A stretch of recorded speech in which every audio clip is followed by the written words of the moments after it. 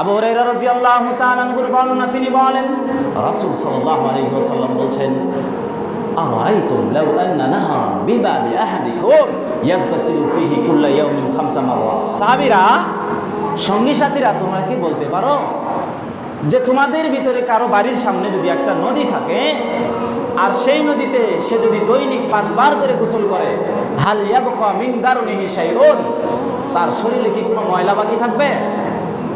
ক্বালু লা ইয়াবকা মিন দারুনিহি শাইউন ইয়া রাসূলুল্লাহ।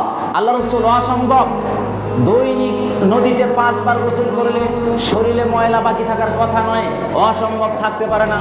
তখন আল্লাহ রাসূল বলছেন, ফাযালিকা মাসালু সালাওয়াতিল খামস, এটা হলো 5 ওয়াক্ত সালাতের উদাহরণ।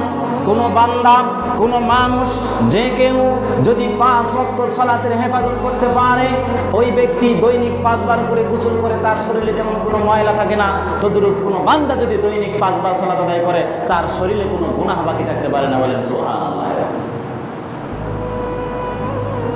সালাত এতই সুন্দর একটা ইবাদত।